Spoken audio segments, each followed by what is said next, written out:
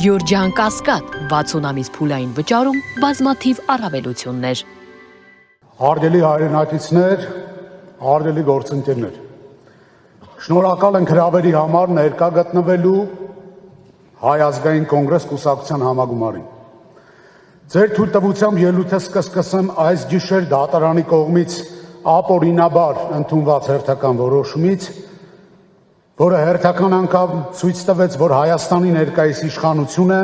համակարգված կերպով ոչնչացնում է Հայաստանի ժողովրդավարական պետության լեգիտիմությունը։ Այսօր Հայաստանը կանգնած է ներքին եւ արտաքին լրջագույն մարտահրավերների առաջ։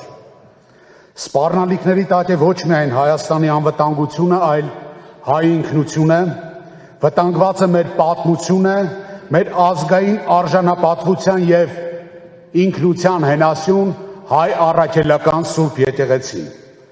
Եվ ամենացավալին այն է, որ սա արվում է Հայաստանի Հանրապետության ներկայիս իշխանության կողմից հարևան երկրների պահանջով, ուրանալով մեր դարավոր պատմությունը, արժեզրկելով մեր ազգային դիմագիծը եւ թուլացնելով մեր պետության հիմքերը։ Այսօր մենք գտնվում ենք այն դահլիճում, որտեղ շուրջ 36 տարի առաջ 1990 թվականի օգոստոսի 23-ին տեղի ունեցավ հայոց պատմության մեջ ամենանշանակալի իրադարձություններից մեկը։ Ընդունվեց Հայաստանի Հանրապետության անկախության հռչակագիրը եւ դրվեց Հայաստանի Հանրապետության պետականության հիմքը։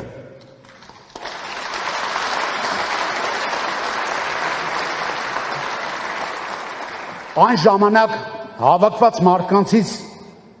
որևէ մեկի մտքով չէր անցնի նույնիսկ, որ այսօր կփորձեն ջնջել պատմության այդ էջը, վերացնել մեր անկախության հռչակագիրը եւ ոչնչացնել մեր երրորդ հանրապետության ծննդյան վկայականը։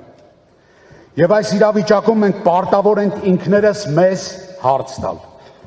Ինչն է այսօր Հայաստանի համար եւ հայ ժողովրդի համար ավելի կարեւոր։ Մանդատների քանակը, կուսակցական մրցակցությունը, թե մեր պետականության փրկության ուժեղացումը։ Պառակտված ժողովուրդները երբեք չեն կարող ունենալ ուժեղ պետություն։ Սա փաստ է։ Այս տարիներին Հայաստանի ամենածանր հարվածներից մեկն էլ հենց եղել է ներքին պառակտումը։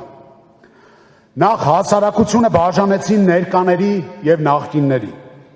հետո սևերի եւ սպիտակների։ Հիմա էլ ուզում են քանդել մեր ազգային հոգևոր ինքնության հենասյունը հայ առաքելական Սուրբ եկեղեցին։ Սակայն դա նրանց վստահաբար չի հաջողվել եւ չի էլ հաջողվելու։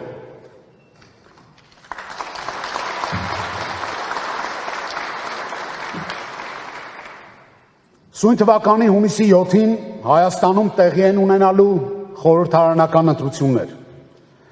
Ընդամենը 85 օրից պարզ է դառնալու ոչ թե այն, թե որ ուժը քանի մանդատ կունենա, այլ շարունակելու ենք ապրել մենք պառակտված, ազգային ինքնությունից հեռացող իրականության մեջ, թե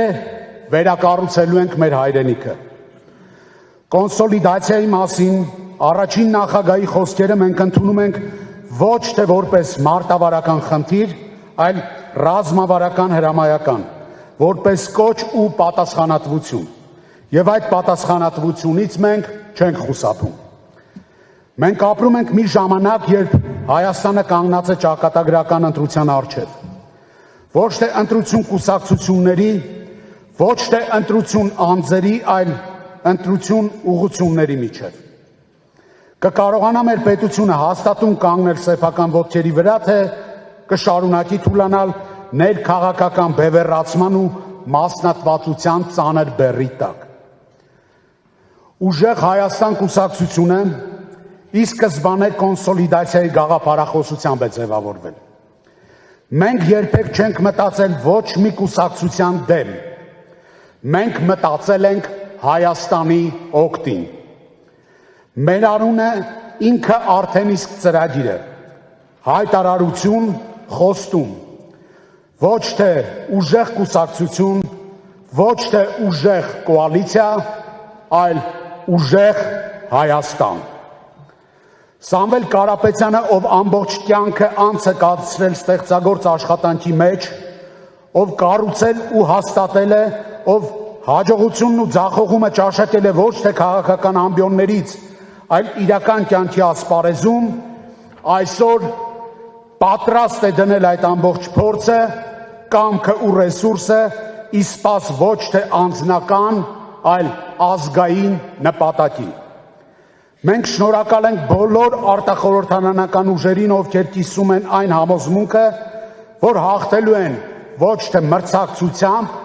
այլ միասնությամբ։ Հայաստանը ունի ուժ, Հայաստանը ունի ներուժ, Հայաստանը ունի արժանի մարդիկ։ Այն, ինչ մեզ անհրաժեշտ է, ոչ թե հերոսն է, այլ համախմբվածությունը,